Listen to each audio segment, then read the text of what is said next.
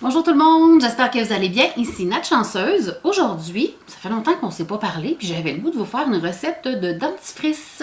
Une recette de dentifrice que j'utilise déjà depuis plusieurs mois. C'est une recette que j'ai prise sur internet d'une femme qui s'appelle Christy Aphrodite. Je vous laisserai le lien de sa vidéo sous celle-ci. C'est une vidéo en anglais, donc si vous ne parlez pas anglais, c'est un peu pour ça que je la fais en français, parce que je trouve tellement que c'est une belle recette. Donc si vous ne parlez pas anglais, voici la recette. Puis sinon, je vous invite à aller voir son vidéo aussi. Cette femme-là est une femme extrêmement courageuse, pleine de connaissances. C'est d'ailleurs de elle que je tiens mon amour des huiles essentielles.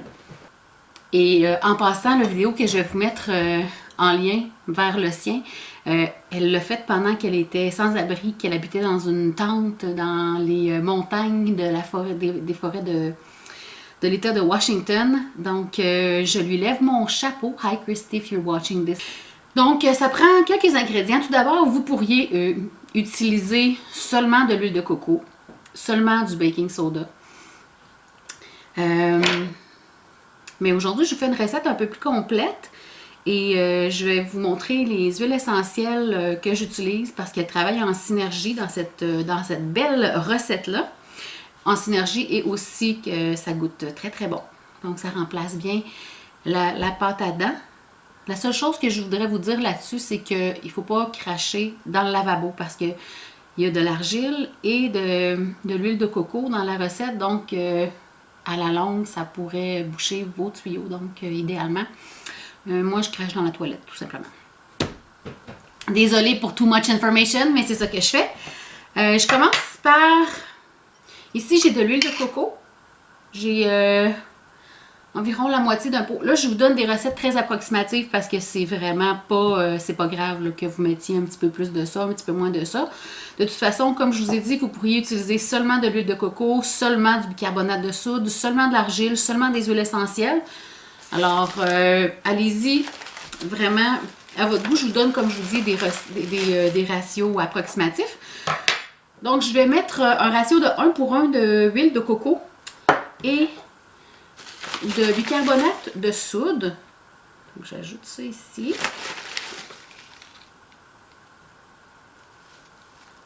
C'est à peu près ça. C'est un petit peu messy, comme on dit. C'est un petit peu... Je vais l'intégrer. Comme vous savez, en fait, je ne sais pas si vous savez, mais l'huile de coco est solide à température de pièce, en fait en bas de 25 degrés Celsius. L'huile de noix de coco est solide, donc c'est important de la faire fondre avant de faire cette recette-là. Ça va être beaucoup plus simple pour vous. Donc je dirais que je suis à peu près à 1,1. Je vais en ajouter juste un petit peu.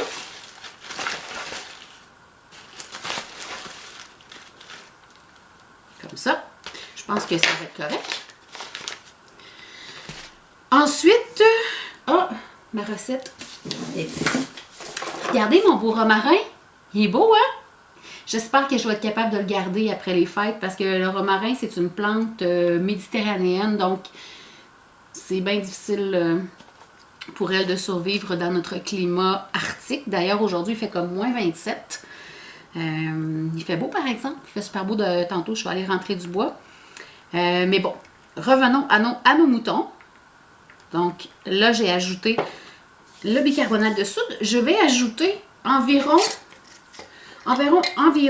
une cuillerée à table de terre diatomée. Environ. La terre diatomée, en fait, c'est un, si vous ne le savez pas, là, c'est un insecticide, parasiticide. La structure moléculaire de la terre diatomée, c'est comme des petits rayons de, j'allais dire des rayons d'abeilles, mais des rayons de, comme dans une, aidez-moi quelqu'un, comme dans une ruche, vous savez, les rayons où les abeilles vont mettre soit des œufs ou du miel. Mais une fois que c'est mouillé, et c'est comme ça que ça tue les parasites, s'ils en ingèrent, et c'est une mort très violente.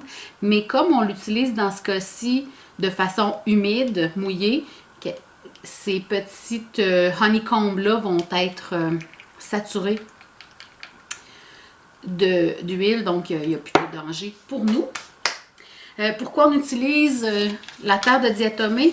En fait, c'est parce qu'il y a de la silice à l'intérieur et aussi également du calcium naturel. Donc, c'est très bon pour les dents. Ça fait encore des petits motons, mais c'est pas grave, je le brasse au fur et à mesure. Ensuite, de l'argile bentonite. J'en ajoute environ 2 cuillères à table.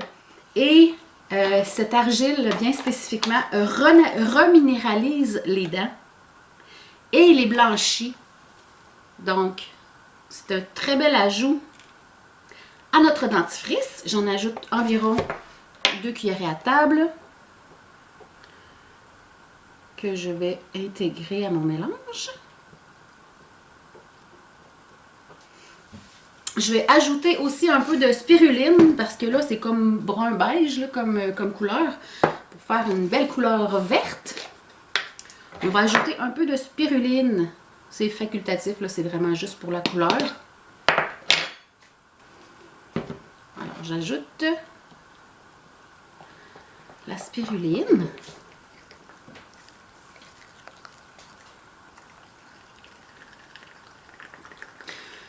Puis encore là, vous en mettez à votre guise. C'est vraiment strictement pour la couleur, pour faire plus joli. Maintenant, je vais ajouter mes huiles essentielles. Je commence par le clou de girofle, une dizaine de gouttes, qui est un antibactérien qui est très bon pour les gencives. Comme vous le savez probablement, si vous avez un problème aux dents ou aux gencives, on vous a peut-être déjà recommandé d'utiliser le clou de girofle. Donc, c'est une très bonne huile à utiliser. Ensuite, j'utilise de l'huile essentielle d'origan. J'en mets une vingtaine de gouttes. L'origan, c'est un antibiotique très puissant. En fait, c'est l'antibiotique le plus puissant connu. C'est l'origan. Ça, vous ne savez pas tout ça parce qu'il n'y a personne qui vous l'a enseigné, parce qu'on ne voulait pas que vous le sachiez, parce qu'on voulait que vous soyez dépendant au système. C'est fou de même. Ensuite, on ajoute un peu de cinnamon, de cannelle. Il ne m'en reste pas beaucoup. Je mets une vingtaine de gouttes aussi là-dedans. La cannelle, c'est un antibactérien aussi, mais c'est très bon. Très, très bon dans les... Et bon, on arrive sur la fin de la bouteille. Il va falloir que j'en achète d'autres. Mais c'est très bon au goût. Moi, j'aime beaucoup la cannelle. J'ai déjà connu des gens qui étaient allergiques à la cannelle. C'est triste pour eux. J'en ajoute encore un peu. J'avais une deuxième bouteille. Il va falloir que j'ajoute la cannelle sur ma liste d'épicerie. L'huile essentielle de cannelle. Ensuite, un incontournable, à mon sens. Mais encore là, vous pourriez ne pas du tout utiliser d'huile essentielle puis utiliser juste du baking soda ou juste de l'huile de coco ou juste de l'argile. Mais la synergie de tous ces produits-là, utilisés ensemble, si vous avez une gingivite, des problèmes de gencives, des caries, juste pour n'importe quelle affection buccale, ça va être très bénéfique pour vous. L'amande poivrée, là, on en met une bonne trentaine de gouttes. Là. De toute façon, ça sent bon, ça goûte bon. Et les huiles essentielles sont transdermales, c'est-à-dire que même si on les applique sur la couche externe de la peau, elles vont quand même pénétrer en profondeur, donc vont traiter des affections en profondeur. Ensuite, un peu de myrrhe. Et là, je ne sais pas pourquoi Christy met de la myrrhe dans sa recette. Mais j'en mets quand même parce qu'elle en met. Donc, j'en mets quelques gouttes seulement. Oh, tea tree. Attendez-moi, j'ai oublié mon tea tree.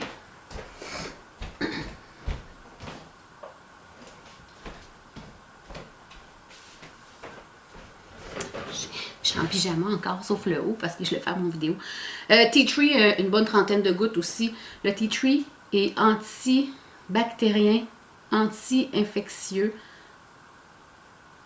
Tout le monde devrait avoir du tea tree dans sa maison. C'est un no-brainer.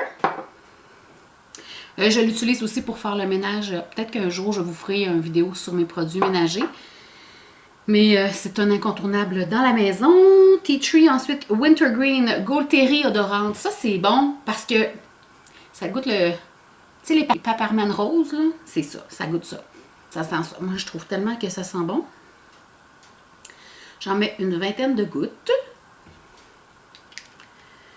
Ensuite, on ajoute du citron. 10-15 gouttes encore là. Le citron, ça blanchit les dents, ça aseptise la bouche. Et on va mettre un petit peu aussi d'eucalyptus. Là, ici, j'ai de l'eucalyptus globuleux parce que je l'utilise pas pour autre chose que pour ça. Parce que je préfère, pour les affections respiratoires, utiliser l'eucalyptus citronné. D'ailleurs, l'eucalyptus globuleux ne devrait pas être utilisé sur des enfants en bas âge, surtout pas sur les bébés. Donc, quand on vous dit eucalyptus, je veux bien eucalyptus, mais assurez-vous que ce soit de l'eucalyptus citronné et non pas globuleux. Surtout si vous voulez soit en appliquer sur vos enfants, ce que je ne vous recommande pas, surtout pas si ce n'est pas dilué. Ou mettre dans un diffuseur près d'un de vos enfants. S'il vous plaît, abstenez-vous d'utiliser l'eucalyptus globuleux. Utilisez l'eucalyptus citronné. Donc, voilà mon mélange. Je vais tranquillement incorporer les huiles essentielles. Puis, je trouve que je la trouve trop pâle, fait que je vais ajouter encore un petit peu de spirulina. Là-dedans, on pourrait ajouter du stevia naturel, s'il vous plaît, ou de l'aspartame, mais ça ne serait pas vraiment santé. Moi, personnellement, je m'accommode très bien du goût de ce dentifrice à cause de toutes ces délicieuses huiles essentielles qu'on a mis dedans. Puis bon, ça goûte un petit peu salé, évidemment, à cause du bicarbonate de soude qu'il y a à l'intérieur. Mais outre ce fait-là, on s'y habitue rapidement, puis c'est tellement bon. Il faut savoir aussi que quand il fait très chaud, par exemple en été ou quand on met une bûche de trop dans le poêle, ça va se séparer. Donc l'huile va se ramasser sur le dessus et tout ce qui est solide va se ramasser au fond du plat. Fait que moi, j'ai souvent un petit bâton proche de mon pot pour mélanger le tout quand il y a séparation. Ça sent très bon. Et puis, je pourrais peut-être y goûter, savoir si mon mélange fait mon affaire.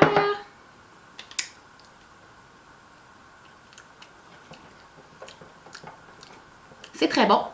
J'ajouterai un peu de... Je vais ajouter un peu de Gold Terry. Un petit peu de ça, puis je vais ajouter un petit peu de menthe aussi. Comme je vous dis, c'est vraiment à votre goût. Vous mettez ce que vous voulez. Je pense que je vais rajouter un petit peu de clou de girofle.